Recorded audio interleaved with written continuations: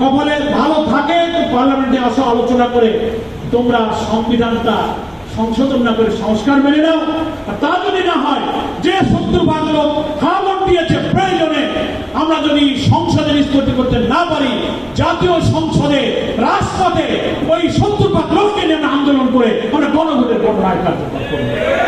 এটাই হচ্ছে আমাদের প্রত্যাশা। তা না হলে আজকে সর্বত্র দুর্নীতি বাসা বেঁধেছে, দলীয়করণ বাসা বেঁধেছে। কোন মির্জা ফখরুল সাহেব পার্টির মহাসচিব একটা সত্য কথা বলছে দুদিন আগে, বলছে 5 মাসে রাষ্ট্রের কোনো পরিবর্তন হয়নি। হবে কেন?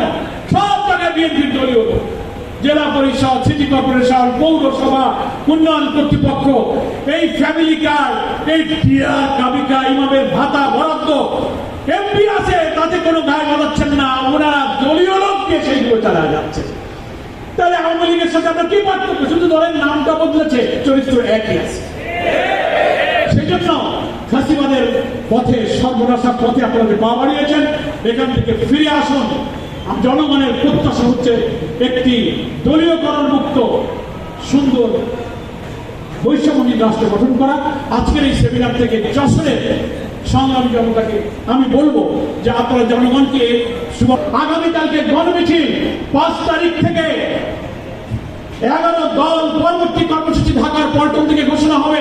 এগুলো বাস্তবায়নের মধ্য দিয়ে এই যে প্রত্যাশা পূরণ হলো না, তার প্রাপ্তি অর্জনের জন্য দুর্বার আন্দোলন আমাদেরকে করে তুলতে হবে। সকলকে ধন্যবাদ জানিয়ে আজকের এই সেমিনারে যারা